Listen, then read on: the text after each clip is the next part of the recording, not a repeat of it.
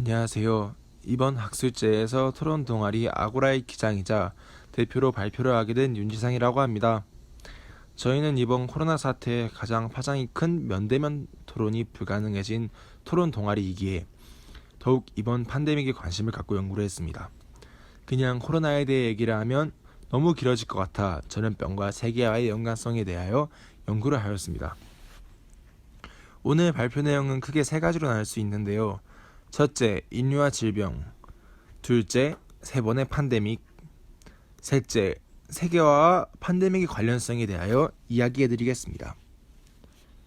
첫 번째, 인류와 질병입니다. 예전부터 인간들은 질병에 관하여 두려움의 대상으로 인식했습니다.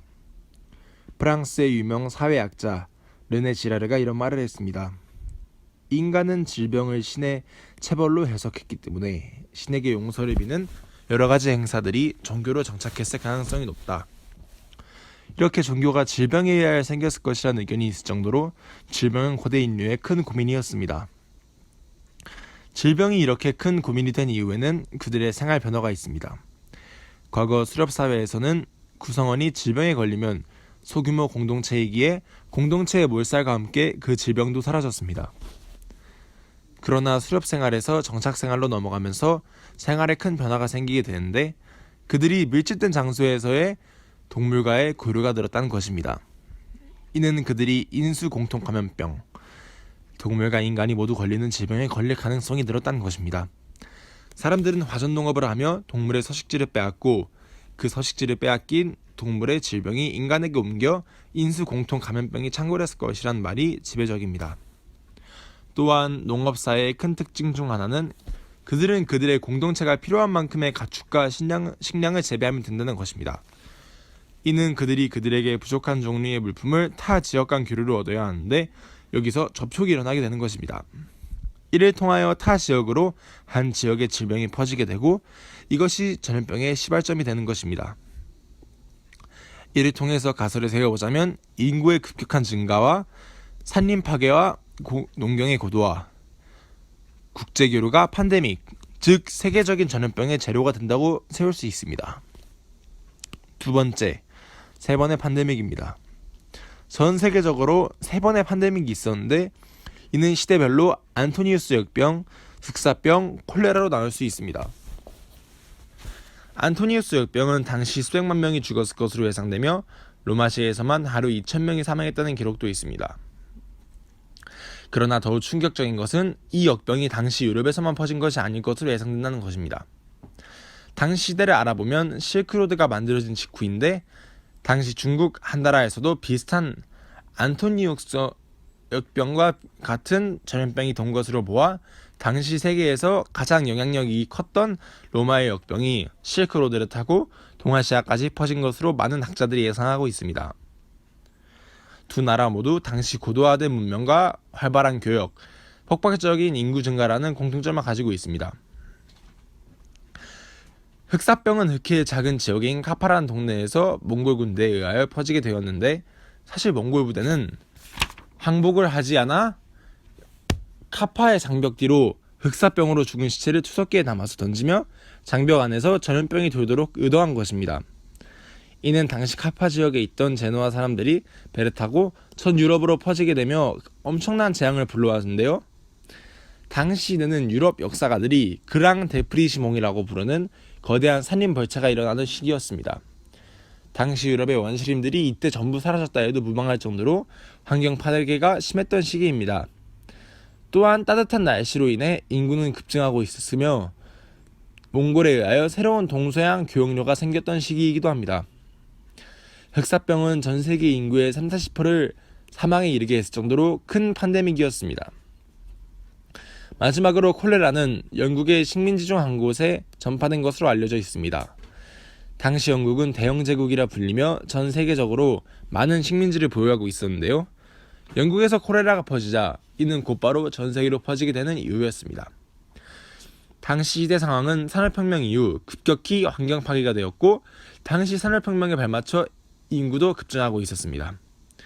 그러나 콜레라는 다른 이유로도 유명하기도 한데 이는 인간이 최초로 전염병을 극복한 사례이기 때문입니다. 당시 과학자 존 스노우는 물펌프 주변에 콜레라 확진자가 몰려있는 것을 분석하여 콜레라가 수인성이란 것을 알아냅니다. 이는 역병의 확산을 늦추고 백신을 개발하는 데 큰 도움이 되었습니다. 세 번째, 세계화와 팬데믹의 연관성. 제가 앞에서 가설을 세우고 사례를 통해서 증명을 했듯 인구의 급격한 증가, 산림 파괴, 농경의 거도화가 팬데믹을 발생하기 위한 전조현상이라고 말할 수 있습니다. 그럼 세계화와 팬데믹의 연관성에 대하여 얘기를 해보자면 세계화로 인하여 빠른 전염병의 확산, 범지구적 마비, 백신을 위한 협약 등을 예로 들 수 있는데 코로나19의 첫 확진자 발견이 우한에서 발견이 되고 72일 만에 확진자가 100만 명이 되는 것. 많은 전문가들이 현 시국을 경제용어로 대봉쇄라 부를 정도로 경제가 침체, 아니 후퇴되는 상황까지 이르게 되었습니다. 그러나 좋은 측면으로는 모든 나라들이 백신을 찾기 위해서 서로 협력하여 노력한다는 것을 예로 들 수 있습니다. 이번 코로나 사태는 다른 전염병인 메르스, 사스, 스페인 독감과는 다르게 너무 짧은 시기에 급격하게 퍼졌습니다. 이번 사태는 전염병이 사람에서 아닌 사회에서 사회로 퍼져나가는 것은 그런 모습을 보여줍니다. 이는 이번 코로나 사태가 세계화의 양면성을 보여주는 것이라 생각합니다. 미국의 유명한 칼럼니스트 토마스 프리드먼이 이런 말을 했습니다. 세계화는 전 세계적으로 모든 것을 더욱 빠르게, 멀리, 깊숙하게, 값싸게 만들었다.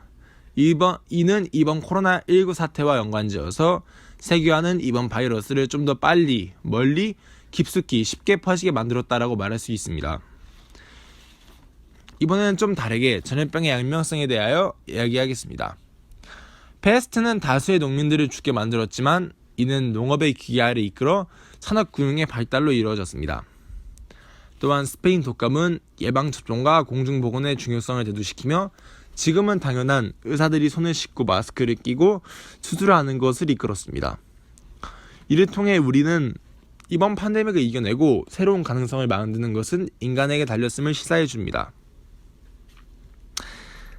지금 전 세계에서도 코로나19의 확산을 막고 확진자들을 위해 노력하시는 의료진들이 있는데 그 의료진들을 위하여 저희가 사회적 거리두기를 지키며 저희도 저희의 위치에서 최선을 다할 수 있으면 좋겠습니다. 감사합니다.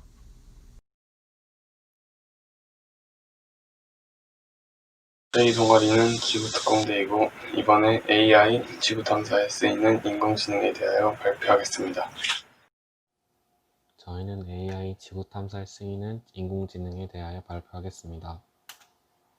목차는 다음과 같습니다.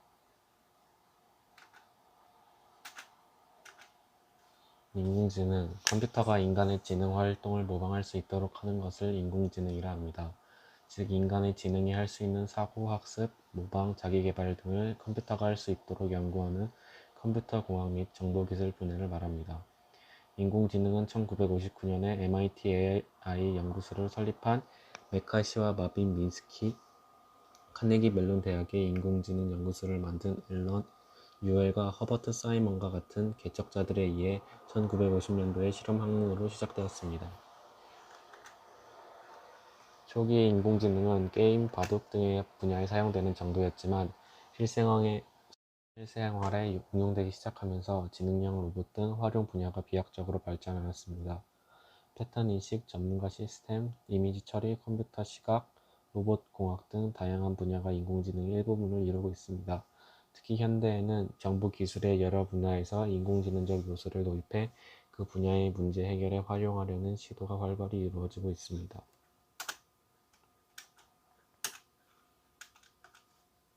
머신러닝은 AI의 기본 학습 원리로서 알고리즘을 이용해 데이터를 학습하고 그 내용을 기반으로 판단이나 예측을 하는 AI의 핵심 기술입니다. 유성 후 분석 속도가 빨라지면 소행성이나 해상 궤도 거리와 위험성을 더 빠르게 알아낼 수 있습니다. 머신러닝을 이용해서 소행성과 해상의 궤적에서 떨어져 나온 파편을 서둘러 식별할 수 있습니다. 스바루 망원경은 미국 하와이 섬의 마우나케아 천문대에 설치된 NAOJ의 주요 망원경입니다. 연구팀은 스바루 망원경의 방대한 이미지 데이터 세트에서 AI 딥러닝을 통해 97.5%에 달하는 매우 높은 정확도로 은하 형태를 분류하고 그 가운데 약 8만 개의 은하에서 나선인형을 식별해내는 데 성공했습니다. 인공지능은 우주 모델을 구축에 활용돼 우주가 은하들의 클러스터를 형성하는 필라멘트 구조와 함께 회전한다는 것을 밝혔습니다. 이들 필라멘트 구조 주변에는 아무것도 없는 영역인 빈 공간이 있습니다. 이는 우주 초기의 모습을 엿볼 수 있는 우주 마이크로파 배경을 발견하는 계기가 되었습니다. 우주의 대부분을 차지하는 암흑물질과 암흑에너지의 특성을 알기 위해서는 오늘날의 우주 구조로 진화한 과정을 이해하는 것이 여전히 중요합니다. 암흑물질이 어떻게 분포되었는지 밝히기 위해 일본 교토대 연구팀은 천체 물리 시뮬레이션 슈퍼컴퓨터 아트로1과 아트로2를 이용해 AI 알고리즘을 개발했습니다. 연구팀은 세계 최대 관측수의 데이터를 다크 에뮬레이터 AI로 계산했습니다. 연구원들은 기계학습 알고리즘으로 전체 가상 우주를 모방한 우주 구조의 기원과 진화 가능성을 연구할 수 있었습니다. 유럽 우주국과 미 항공우주국은 사이먼이 지난 7월 스페이스X의 로켓에 실려 정거장에 왔고 지난달 15일부터 본격적인 임무 수행에 들어갔다고 밝혔습니다. 항공기 제조업체인 에어버스가 만든 사이먼에는 IBM이 개발한 인공지능 왓슨이 탑재됐습니다.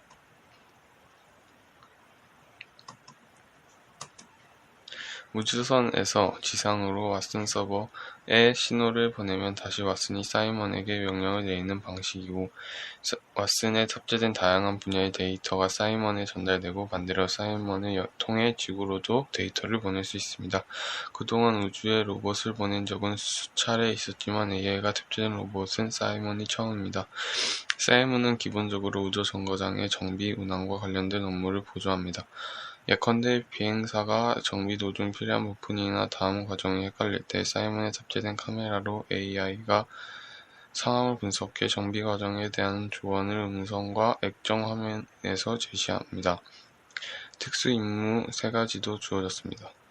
우주 정거장에서 진행 중인 화학 관련 실험 결과를 분석하여 의학 관련 실험을 돕고 또 비행사와 함께 퍼즐을 풀면서 외로움을 달래주는 임무가 있습니다.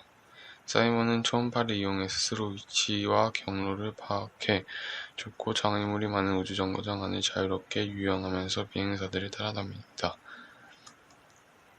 감사합니다. 네, 안녕하세요. 저희는 진단키트의 원리에 대해 발표할 화학실험부 조성빈. 박민서입니다. 자, 먼저 진단키트란 일부 질병을 신속하고 간편하게 진단할 목적으로 화학적 반응을 이용하여 만든 검사기구입니다. 진단키트의 종류로는 크게 황원 항체 반응 검사와 중합효소 연쇄 반응 검사가 있습니다. 일단 항원 항체 반응이란 항원과 그 항원에만 특이적으로 반응하는 항체가 결합하는 면역 반응입니다. 그리고 이 반응은 LFIA 키트에 이용됩니다. 자, LFI 키트에 대해서 알아보겠습니다. 자, 시료패드, 결합패드, 반응막, 흡수패드로 구성되어 있으며 시료패드로 흡수된 시료는 복합체와 함께 반응막을 지나 여분의 시료가 흡수되는 흡수패드로 이동하고 결합패드에 있는 복합체는 금, 나노입자 또는 비드 등의 표지 물질에 특정 물질이 포함되어 있으며 항체 또는 목표 성분 자체로 이루어져 있어 시료에 포함된 물질과 황원 항체 반응을 일으키면 발색되어 검사 결과로 나타냅니다. 두 번째로 알아볼 곳은 중합효소 연쇄 반응을 이용한 키트입니다. 일단 중합효소 연쇄 반응에 대해서 알아보면 줄여서 PCR이라고 하며 DNA에 원하는 부분을 복제, 증폭시키는 분자 생물학적인 기술입니다. 미량의 DNA 용액에서 연구자가 원하는 특정 DNA를 선택적으로 증폭하기 위해서 사용되며 필요 시간이 2시간으로 짧으며 실험 과정이 단순하여 의료, 범죄학 등 여러 분야에서 사용됩니다. 1984년 캐리 멀리어스가 고안하였습니다. 네, 중합효소 연쇄 반응의 단계로는 크게 DNA 변성, DNA 결합, DNA 신장 총 3단계로 구성되어 있습니다. 첫 번째 단계인 DNA 변성은 이중가작 DNA를 92도에서 95도로 가열하여 단일 가닥 DNA로 분리시킵니다. 분리된 각각의 DNA는 주형으로 쓰이게 됩니다. 가열 온도는 DNA의 G와 C의 양 결합과 DNA의 길이에 따라 달라집니다. GC 결합은 수소 결합이 3군데, AT 결합은 수소 결합이 2군데여서 GC 결합이 AT 결합보다 강하므로 GC 결합의 비율에 따라 가열 온도를 달리합니다. 두 번째 단계는 DNA 결합인데요. 50도부터 65도에서 진행이 되며 프라이머가 자신의 염기서열과 상부적인 염기서열을 갖고 있는 주형 DNA와 결합합니다. 세 번째 단계는 DNA 신장으로 70도에서 74도에서 시행됩니다. PCR 산물의 크기를 원하는 대로 만들기 위한 단계로 DNA를 중합시키는 데 관여하는 TAQ 종합효소의 속도에 의해 PCR 산물의 크기를 1KB 늘릴 때 약 1분이 소요됩니다. 이 과정을 반복하여 DNA의 원하는 부분을 증폭시키는 것이 PCR의 작용 원리입니다. 네, 다음으로 알아볼 것은 역전사 PCR, 줄여서 RT-PCR인데요. 최근 화제가 되고 있는 코로나 바이러스 검사에 사용되는 PCR의 한 종류로 코로나 바이러스가 RNA 바이러스이기 때문에 DNA를 사용하는 PCR의 특성상 코로나 바이러스를 바로 검출할 수 없기 때문에 사용합니다. 이 RT-PCR은 RNA를 DNA로 역전환시키는 것을 리퀴스 트랜스크립션 역전사라고 하고, 역전사로 만든 DNA를 cDNA라고 합니다. 그리고 cDNA를 PCR하는 것을 RT-PCR이라고 합니다.